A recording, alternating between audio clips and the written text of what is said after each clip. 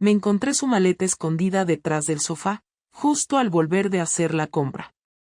Era una Samsonite azul que Jorge usaba solo para los viajes largos. No tenía ningún sentido que estuviera allí, medio abierta, con ropa doblada cuidadosamente. Pantalones vaqueros, camisetas básicas, un neceser con su cepillo de dientes nuevo, el de casa estaba viejo, con las cerdas abiertas, colonia y preservativos. Una caja cerrada, sin abrir, pero estaba ahí. No me puse a gritar. Ni lloré. Me quedé quieta, con las llaves aún en la mano y la bolsa de naranjas colgando de la otra. No te esperas ese tipo de cosas un miércoles cualquiera, justo después de pelearte con la cajera del Mercadona porque el datáfono no iba. Lo raro es que todo estaba normal. Jorge y yo llevábamos meses, bien, en teoría. No peleábamos, dormíamos juntos, salíamos a cenar de vez en cuando. Él no había cambiado de hábitos, ni de humor, ni de colonia. Ni siquiera se duchaba más a menudo. Si me preguntabas hace una semana, te habría dicho que estábamos estables. No felices. Pero estables. Como esas parejas que no se besan en público pero se mandan memes por WhatsApp. Volví a colocar la maleta donde estaba, con cuidado, como si fuera radiactiva. Me senté en el suelo frente a ella y pensé. ¿Qué estaba planeando? ¿Un viaje sin decirme nada? ¿Una doble vida? ¿Una huida? A las 2 horas, cuando él volvió del trabajo, lo recibí como siempre. Un beso seco, ¿qué tal el día? Y la tele encendida. Ni una pista en su cara. Comimos pizza en silencio. Se duchó. Se puso el pijama. Y se tumbó en el sofá a ver una serie. Como si todo estuviera bien. Pero yo no podía dejar de mirar esa maleta, aunque ya no estaba a la vista. ¿Era nueva? ¿Desde cuándo la tenía lista? ¿Era para irse de repente? ¿Iba a irse y volver como si nada? ¿O no pensaba volver? Te juro que en ese momento no pensé que me estuviera engañando. Lo primero que se me pasó por la cabeza fue otra cosa, me va a dejar. Así. De golpe. Sin avisar. Como un padre que dice voy a por tabaco y desaparece. Porque Jorge no era de los que enfrentan los problemas. Era de los que desaparecen para no tener que dar explicaciones. A la mañana siguiente me levanté temprano. No para ir a trabajar, sino para buscar. Empecé a revisar sus cajones, no el móvil. No me interesaban mensajes. Quería saber si había papeles, billetes, algún recibo, una dirección anotada en un papel. Encontré algo, sí. No era lo que esperaba. Era una carta. Y estaba dirigida a mí. La carta no estaba sellada ni doblada con cariño, solo metida en un sobre blanco sin nombre, apoyada bajo una camiseta que olía a su desodorante. La saqué sin pensarlo demasiado. Jorge no era de escribir, y si lo había hecho, algo serio debía haber. Me senté en la cama, sin prisa, y la leí. Decía que lo sentía, que llevaba tiempo sintiéndose fuera de lugar, que no quería hacerme daño, que necesitaba empezar de nuevo en otro sitio, solo, y que no sabía cómo decírmelo. Que no había otra persona. Que simplemente estaba vacío, cansado de vivir una vida que no sentía suya, y que no podía seguir engañándome. Que se iba el viernes, que no quería discutir, que me dejaba el piso y los gatos, que me agradecía los años compartidos, y que por favor, no intentara buscarle. No decía adiós. Solo firmaba con su nombre y la fecha, como si fuera un documento. Sentí algo raro al terminarla, no fue rabia, ni tristeza, fue una especie de decepción tranquila. Como cuando llegas tarde al tren y ni te molestas en correr. Me quedé quieta, carta en mano, escuchando el tic-tac del reloj del comedor. Jorge se estaba preparando para desaparecer. Pero no lo hacía por amor, ni por culpa, ni por otro cuerpo. Se iba porque sí. Porque podía. Porque no le debía a nadie más que a sí mismo. No dejó una historia paralela ni una mentira romántica, solo una huida que parecía planificada como un trámite. En cierto modo, eso dolía más. Lo esperé esa noche. No dije nada. Él se comportó como si no pasara nada. Me preguntó si quería ver una película, cenamos tortilla precocinada, hablamos un poco del trabajo. Yo respondí en automático. Cada palabra suya me sonaba a traición. Cada gesto amable me parecía una forma de comprar mi silencio. Me dormí a su lado, con la carta en el cajón de mi mesilla. Él se giró de espaldas, como siempre. Y yo miré el techo, contando las horas. El jueves por la tarde, faltando un día para su supuesta desaparición, me armé de valor y lo enfrenté. No grité. Solo entré al salón y le puse la carta encima de las piernas mientras él veía un partido en la tele. No dijo nada en los primeros 5 segundos. Ni parpadeó. La miró. Después me miró a mí. Y lo primero que dijo fue, ¿dónde la encontraste? Me reí. No de gracia, sino de lo ridículo de la pregunta. En tu puta maleta, Jorge. ¿Dónde más? Se incorporó, pausó el partido, y por fin pareció entender que la conversación ya no podía esquivarse. No era el momento de que la leyeras todavía. Me crucé de brazos, conteniéndome. Y cuando era el momento, exactamente, cuando ya estuvieras en el tren, cuando viera tus calzoncillos vaciarse del cajón. Jorge bajó la mirada, tragando saliva. No estaba acostumbrado a que le hablara así. Yo tampoco. No pensaba que fueras a entenderlo, dijo, como si me hiciera un favor. No es por otra persona. No hay nadie. No quiero más esto. Nada más. Levanté las cejas. ¿Y eso justifica largarte así, sin decir nada, como un cobarde? Su cara se tensó. ¿Y tú preferirías que te lo soltara un día cualquiera mientras comemos pasta, que te lo gritara en una pelea, o que nos pasáramos un mes discutiendo hasta destrozarnos? Me acerqué. No para pegarle, pero sí para que sintiera lo cerca que estaba mi rabia. Hubiera preferido cualquier cosa antes que enterarme por una puta carta escondida detrás del sofá. Él asintió, casi resignado. Te entiendo. Me solté. No, no lo entiendes. Porque tú ya te fuiste en tu cabeza, pero yo sigo aquí como una imbécil esperando a que me lo digas como un adulto. Su silencio me confirmó que no iba a darme más que eso. Ni lágrimas, ni explicaciones. Esa noche dormimos en camas separadas. No lo hablamos, no fue acordado. Simplemente, él se quedó en el sofá. Yo cerré la puerta del dormitorio. Los gatos estaban desconcertados. Uno dormía en su regazo, otro en el pasillo, como si no supieran a quién seguir. Yo tampoco. El viernes, me levanté temprano. Hice café para uno. No por despecho, sino porque no quería fingir. Cuando él se despertó, ya estaba vestido. Me preguntó si podía llevarse el coche. No le contesté. Le dejé las llaves en la mesa. Y salí de casa. Me fui a andar. Sin rumbo. Por Ruzafa, por el centro, llegué hasta el puerto sin darme cuenta. Me senté en un banco y pensé que algo no encajaba. Era todo demasiado limpio, demasiado controlado. Jorge no era un hombre que supiera planificar bien ni ordenar sus ideas con tanta frialdad. No en nuestra relación, al menos.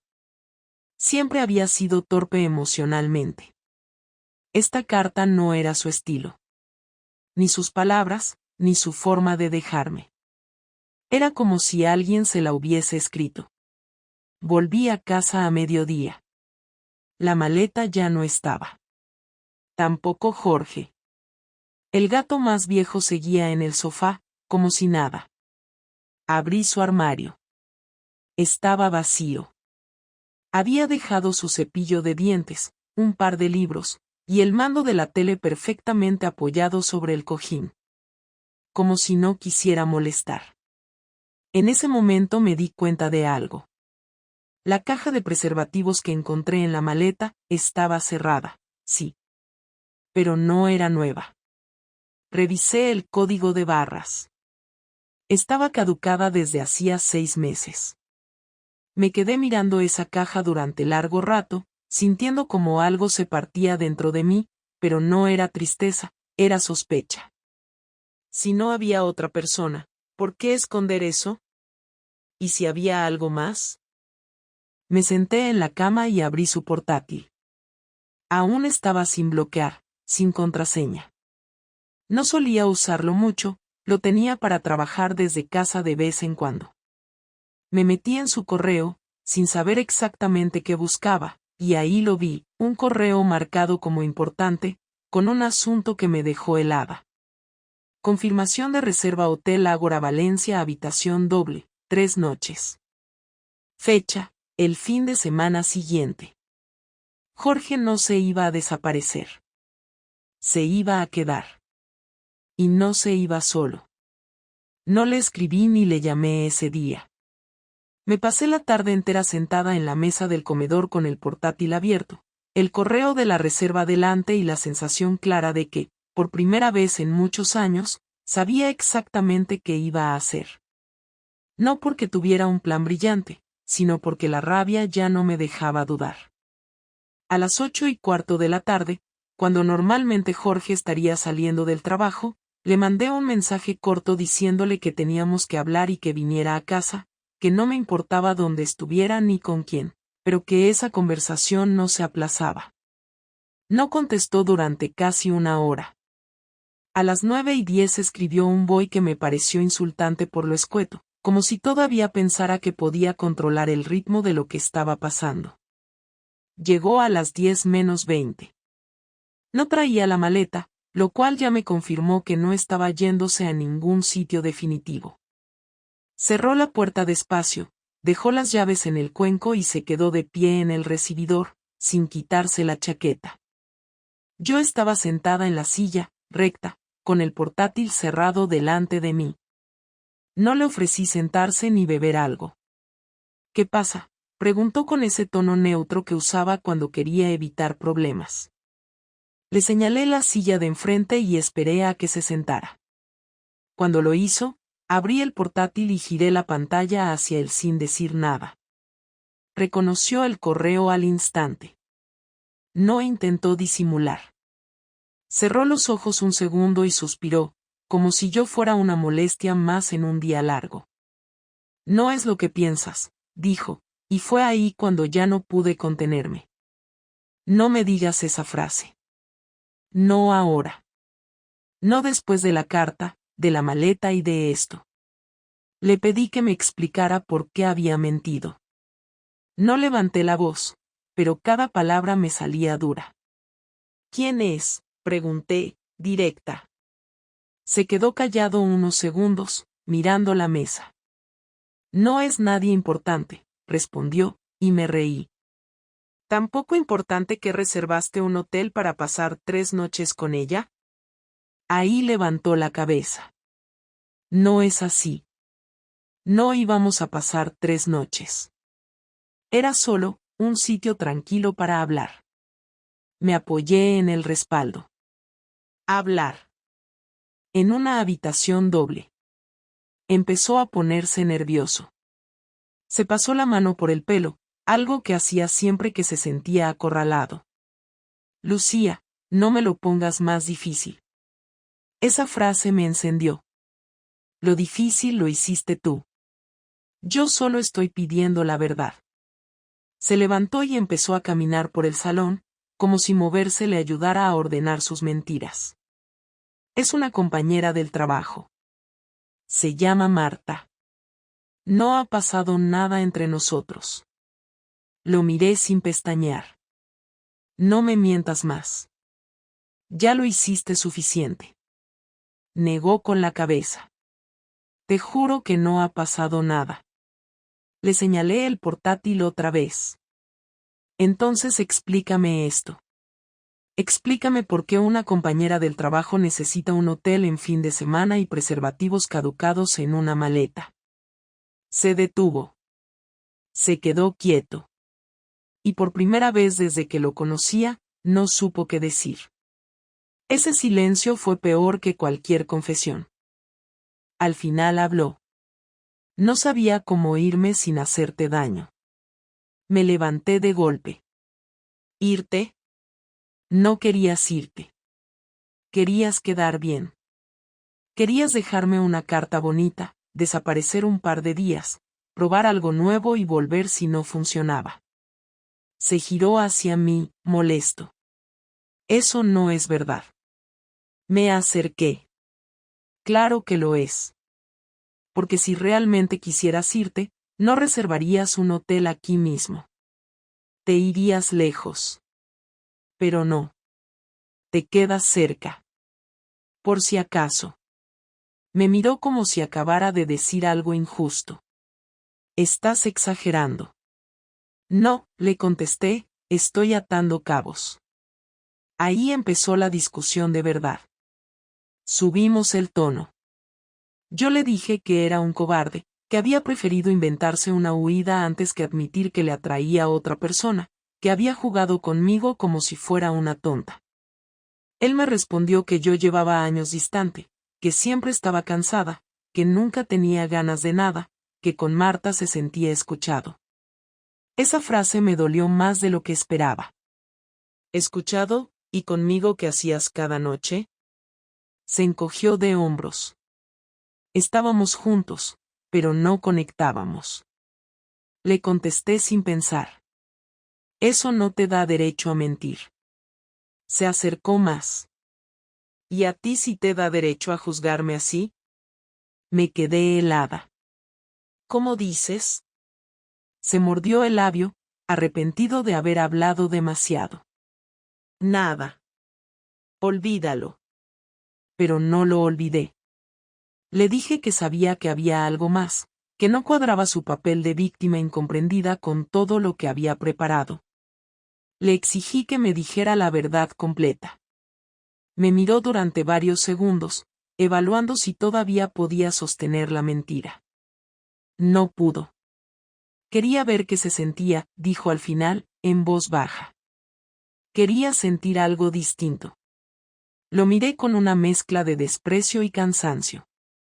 ¿Y para eso hacía falta humillarme? Se defendió. No era mi intención. Me reí, amarga. Nunca lo es.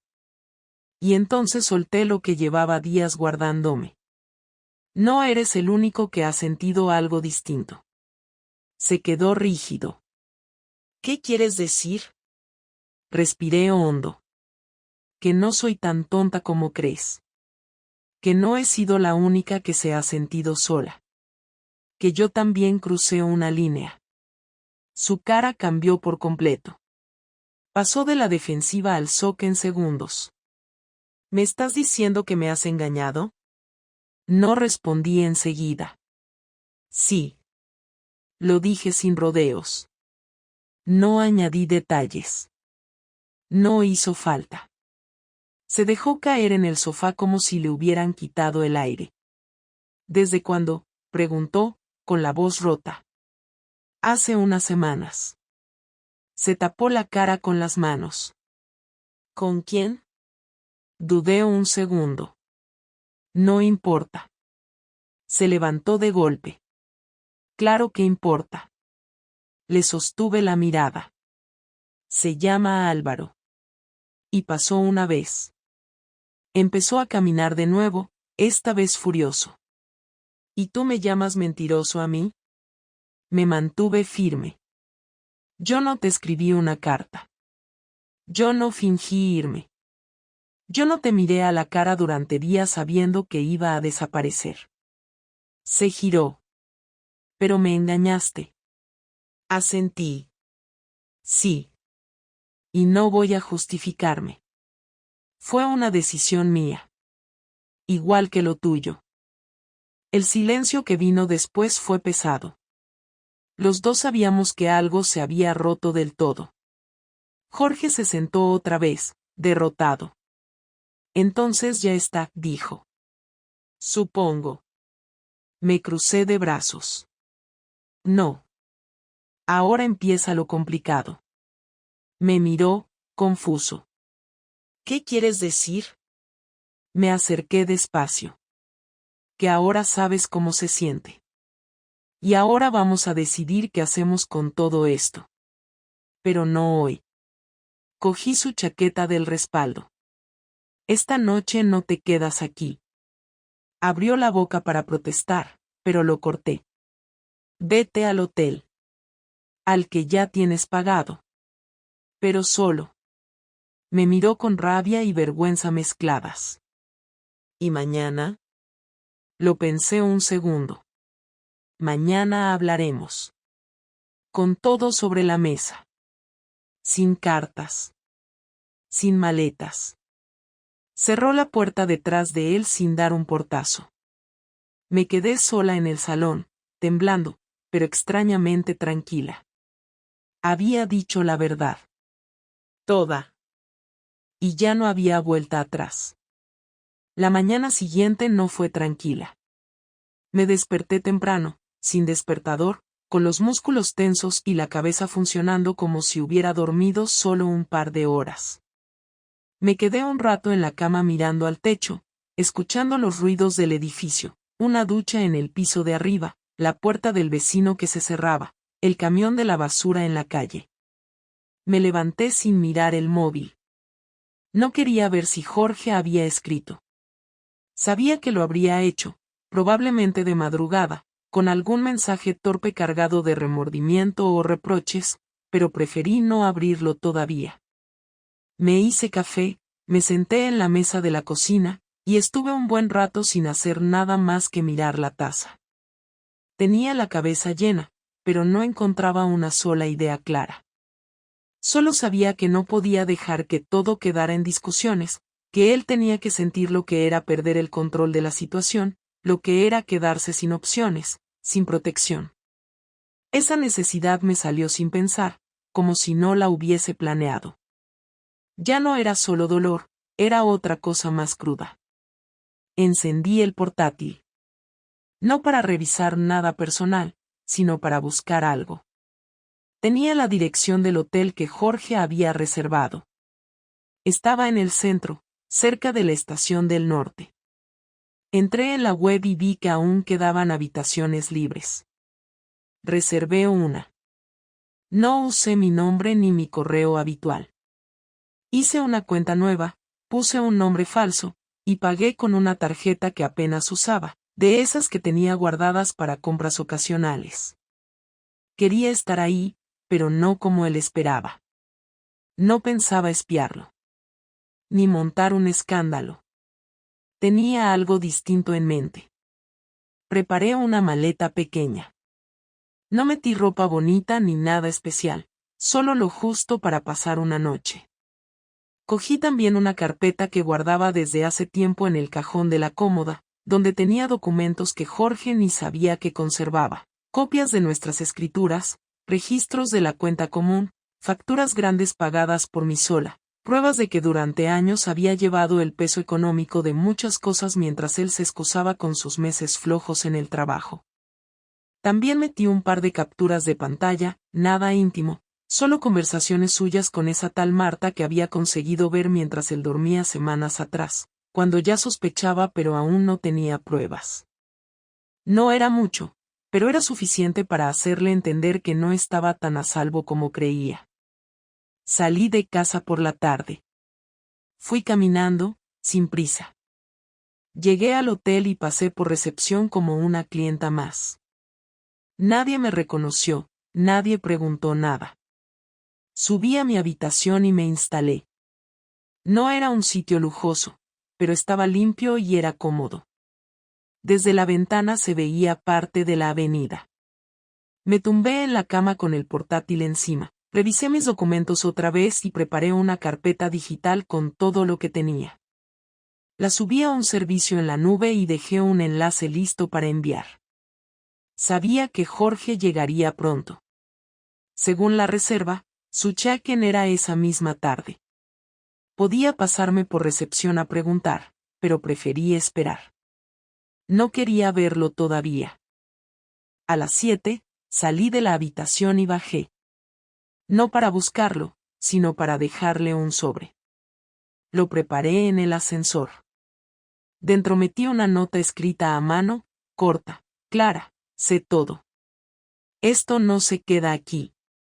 Vuelve a casa mañana a las 8. No vengas antes. Lucía. Lo metí en un sobre sin remitente y lo dejé en recepción, pidiendo que lo entregaran en cuanto Jorge se presentara a recoger su llave. El recepcionista asintió sin hacer preguntas. Subí a mi habitación sin volver la vista atrás. Pasé la noche allí. No dormí mucho. Estuve pensando si había hecho bien, si me había pasado, si esto era venganza o justicia. Me costaba distinguir la diferencia. No estaba disfrutando de nada. No me sentía mejor. Pero al menos ahora el equilibrio estaba roto para los dos. No solo para mí. A las 8 en punto de la mañana siguiente volví a casa. Jorge llegó 10 minutos después. Llevaba la misma ropa del día anterior, o eso parecía. Ojeras marcadas, cara de haber dormido poco, expresión de alguien que no sabía con qué se iba a encontrar. Cerró la puerta despacio y se quedó de pie en la entrada. Yo estaba en la mesa del salón, con el portátil abierto. No lo invité a sentarse. Él lo hizo por su cuenta.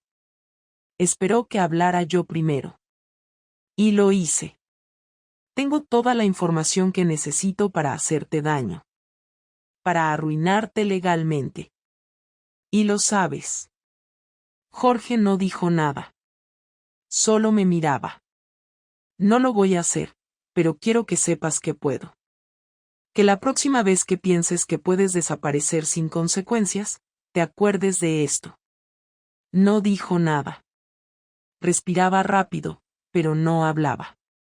Tengo capturas de tus conversaciones, los movimientos de nuestra cuenta común, pruebas de que ocultaste gastos, de que sacaste dinero sin avisar, de que hiciste reservas mientras me mentías.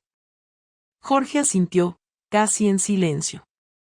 Sé que te sientes expuesto, le dije, y me alegro. Porque es la primera vez que te enfrentas a algo de verdad. Entonces habló, con voz ronca. No sabía que habías llegado tan lejos. Y tú no sabías que yo era capaz, respondí. Te acostumbraste a verme como alguien inofensivo. Se echó hacia atrás. No se defendió. ¿Qué vas a hacer?, preguntó. Eso depende de ti, respondí. Pero hay reglas nuevas. No te vas sin dejar las cosas claras. No desapareces con una carta. No mientes y luego pides comprensión. Jorge parecía más frágil que nunca. No como un hombre arrepentido, sino como uno derrotado. No tengo dónde ir ahora, murmuró. Eso no es mi problema. Tampoco fue el mío cuando pensaste dejarme con una carta como si fuera una compañera de piso. Se tapó la cara. Lucía, no quiero perderlo todo. Entonces más te vale escucharme, dije sin levantar la voz. Le expliqué que durante los próximos días íbamos a vivir en la misma casa, pero no como pareja. Que íbamos a tener conversaciones incómodas. Que yo no iba a decidir en caliente, pero que tampoco iba a perdonar rápido. Le dije que quería saberlo todo, desde cuando hablaba con esa mujer, que había sentido, que pensaba hacer ahora. Me respondió que había empezado hace unos meses, primero como una amistad, luego como una confusión, luego como una idea absurda de empezar de cero sin pasar por el conflicto. Me contó que con Marta no había pasado nada físico, pero que sí había emociones, expectativas, ilusiones. Le pregunté si pensaba seguir viéndola. Dijo que no. Le creí, no por confianza, sino porque ahora él era el que estaba acorralado. Le dejé claro que la relación podía terminar o no, pero que ya no dependía solo de él. Que si quería reconstruir algo, no era cuestión de palabras bonitas ni promesas vacías. Tendría que demostrarlo todo desde cero. Con hechos. Y que, mientras tanto, yo haría lo que necesitara para protegerme. No respondió. Asintió. Se quedó sentado un rato más, sin moverse, como si no supiera cómo levantarse. Yo me levanté primero. Tenemos mucho que hablar, pero hoy no más. Hoy te toca pensar. Mañana empezamos a ordenar esto. Si es que hay algo que ordenar. Y me fui al dormitorio. No cerré la puerta con llave, pero la cerré con fuerza. Él no intentó abrirla. Esa noche dormí por primera vez sin miedo a lo que iba a pasar. Porque por fin, por primera vez en mucho tiempo, tenía el control. No hablamos mucho al día siguiente, solo lo justo para coordinar las tareas básicas de la casa. Jorge no salió, se pasó el día encerrado en la habitación de invitados con el portátil, supuestamente trabajando. Yo hice lo mío, también frente al ordenador, pero sin poder concentrarme del todo. No paraba de pensar en cómo manejar la conversación que sabía que tendría que volver a ocurrir en algún momento. No quería alargarlo demasiado, pero tampoco quería repetir lo de siempre, él pidiendo perdón con palabras cansadas, yo haciendo de juez, y al final nada cambiando realmente. Esta vez tenía que tener un propósito claro. Ya no bastaba con sacar la verdad. Ahora necesitaba saber qué íbamos a hacer con ella. Por la tarde, cuando terminamos de cenar sin apenas decirnos una palabra, me levanté de la mesa y le dije que viniera al salón, que teníamos que hablar ya, sin pausas, sin aplazamientos. Jorge apagó la tele, se sentó frente a mí y me miró sin levantar del todo la cabeza, como si ya supiera que no tenía mucho margen de maniobra. Le pedí que me dijera con claridad si quería seguir casado. No le di vueltas, no usé rodeos. Él tardó unos segundos en responder, pero al final lo hizo con una frase que me sonó honesta, aunque torpe. No sé si quiero seguir con lo que teníamos, pero no quiero perderte del todo. Le pedí que fuera más concreto, porque esa frase no decía nada. Le pregunté si me quería. Me miró como si la pregunta fuera demasiado grande para responderla en voz alta, pero al final dijo que sí, que todavía sentía cosas, aunque también reconoció que llevaba mucho tiempo sintiéndose desconectado, como si viviera en una casa con paredes cada vez más gruesas. Le pregunté si había pensado en el daño que me iba a causar su plan de desaparecer con una carta. Dijo que sí, pero que lo había visto como la única forma de evitar una guerra entre nosotros. Me reí, sin ganas. O sea, que preferías hacerme daño por la espalda antes que enfrentar una conversación difícil. Él asintió, sabiendo que no podía discutirlo. Le pregunté si seguía en contacto con Marta. Negó con la cabeza. Dijo que no desde que recibió mi nota en el hotel. No me limité a creerlo. Le pedí que lo demostrara. Me dio el móvil sin protestar. Revisé los últimos mensajes y efectivamente no había señales recientes. No supe si había borrado algo antes, pero al menos en ese momento no había rastro. Se lo devolví. Le dije que no era una cuestión de celos. Era una cuestión de respeto. No puedes tener un pie en casa y otro fuera, Jorge. Si quieres reconstruir algo aquí, no puedes tener dudas. Me miró con una mezcla de vergüenza y algo que parecía resignación. Sé que no tengo derecho a pedir nada, pero quiero intentar que esto funcione. Le respondí que intentar no era suficiente.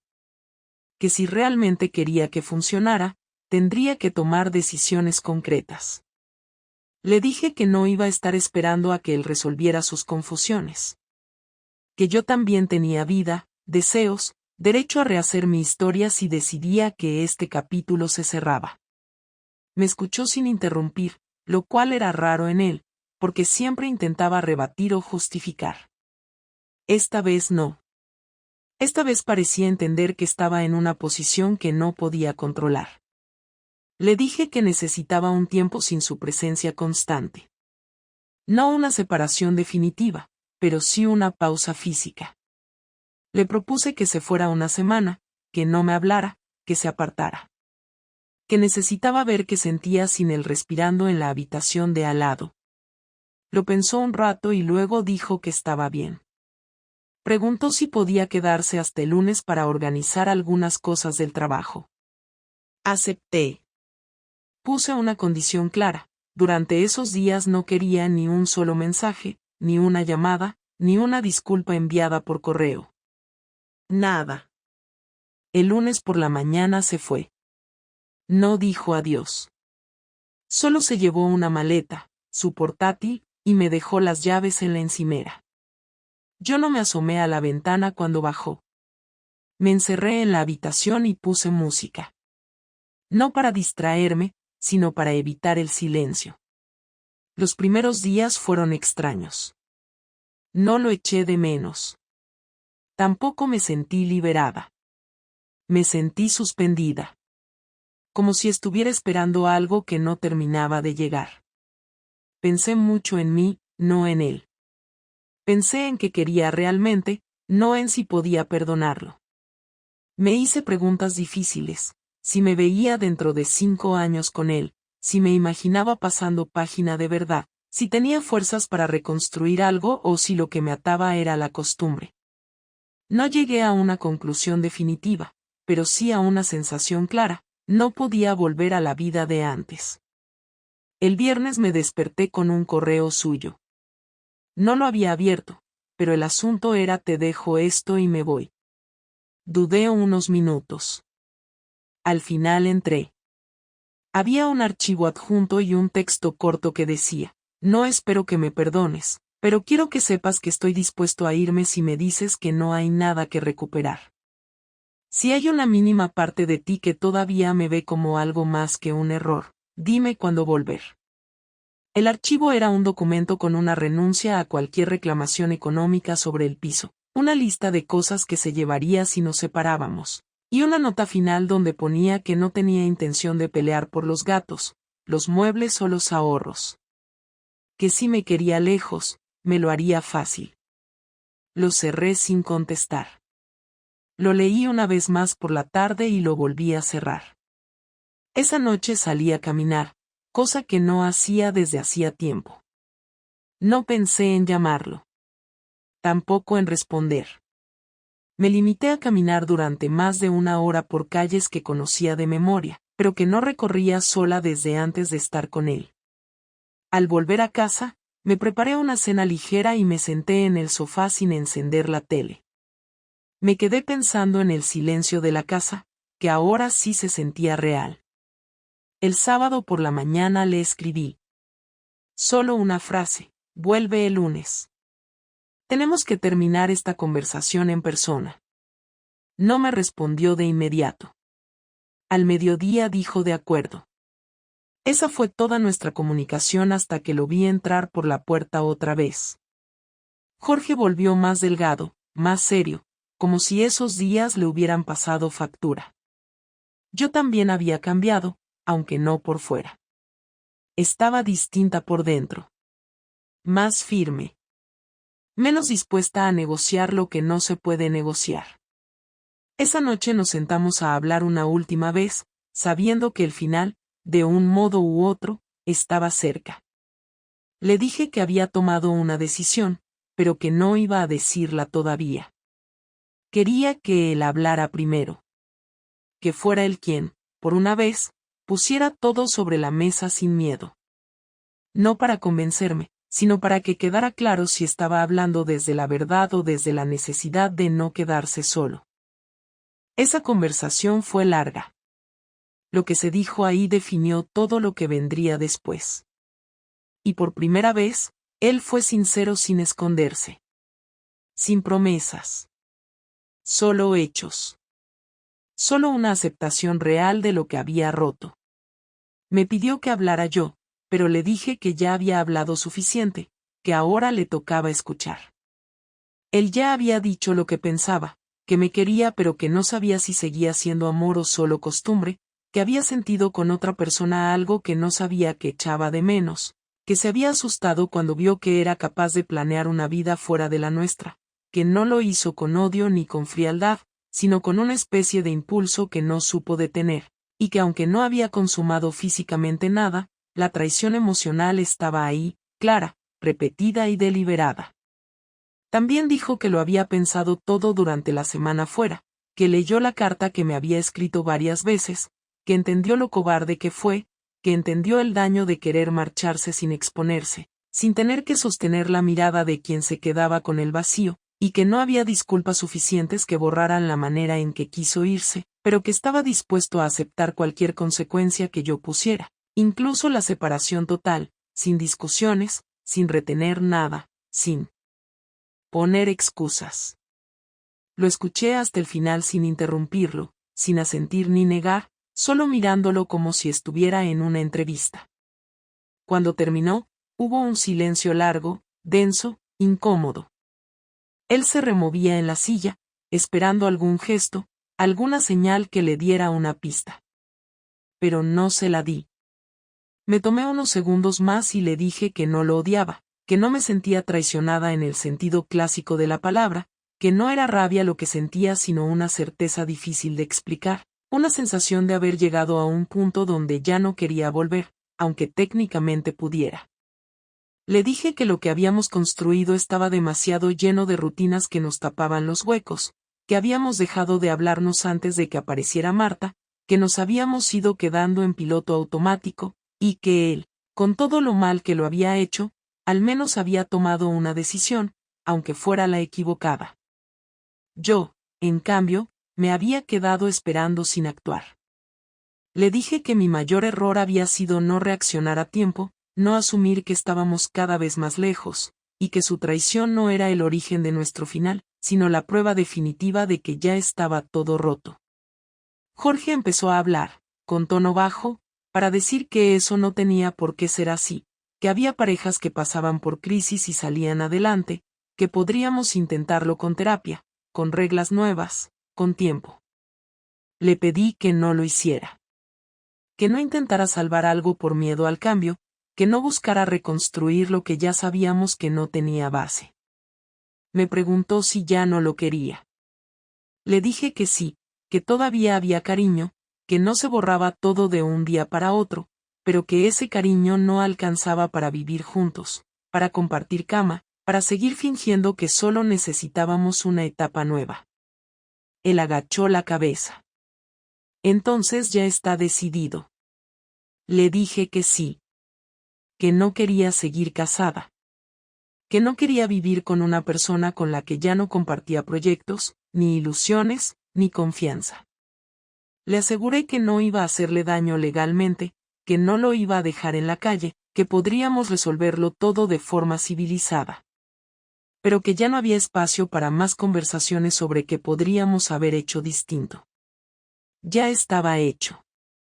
Ahora solo quedaba separar bien las cosas. Tardamos 2 semanas en vaciar lo que él se llevó. Fue ordenado, discreto. Se quedó con una maleta, algunos libros, su ropa, su portátil y un par de recuerdos personales. No hubo pelea por los muebles, ni por el coche, ni por nada material. Tampoco discutimos por los gatos. Se quedó con uno y yo con otro. Era lo más justo. Durante esos días hablamos lo justo, sin frialdad, pero sin familiaridad. Éramos 2 personas que estaban firmando el cierre de una historia, sin dramatismos, pero con la conciencia clara de que se había terminado todo. Cuando firmamos los papeles, fue en una notaría pequeña donde no tuvimos que cruzar más de 3 frases. Él salió primero. Yo me quedé unos minutos más, respirando. No lloré. No me temblaban las manos. Sentí que había hecho lo correcto, aunque todavía no supiera bien cómo sería el después. Esa tarde volví a casa sola y saqué una bolsa con las cosas suyas que quedaban. No eran muchas. Algunas camisas viejas, unos zapatos, un par de libros que había olvidado. Se la llevé al día siguiente y se la dejé en la portería, sin subir. Durante las semanas siguientes, no volvimos a hablar. No por orgullo, sino porque no había necesidad. Los amigos comunes se fueron distanciando sin que nadie lo forzara. Él se fue a vivir a un pequeño piso en Benimaclet. Supe por una amiga que lo había visto por ahí, solo, en una cafetería, leyendo. No pregunté más. En cuanto a mí, no rehice mi vida con otra persona. Tampoco me encerré. Simplemente viví. Cambié algunos muebles, pinté una pared, hice espacio en el armario, volví a quedar con amigas con las que había perdido contacto, retomé cosas que había dejado años atrás. Fui al cine sola por primera vez en mucho tiempo. Me compré una bicicleta. Empecé a hacer planes sin tener que consultar nada con nadie. No fue liberador en el sentido romántico de la palabra, fue simplemente otra rutina, esta vez mía. A veces me preguntan si lo eché de menos. La respuesta es rara. No lo eché de menos a él exactamente, sino la idea que tenía de nosotros cuando todavía pensaba que lo nuestro tenía sentido. Pero incluso esa idea, con el tiempo, se fue volviendo más lejana. No me arrepiento de haber estado con él. Tuvimos buenos años, y eso nadie lo puede borrar. Pero también sé que aguanté más de la cuenta, que confié cuando ya no había razón, que perdoné cosas que no deberían haberse perdonado, y que al final, haber descubierto esa carta fue lo mejor que pudo pasarme. Porque si él no hubiera planeado desaparecer, yo nunca habría despertado. Habría seguido ahí, esperando a que las cosas cambiaran solas. Ahora sé que las cosas no cambian si uno no las rompe. Y a veces, romperlo todo es lo único que permite empezar de nuevo.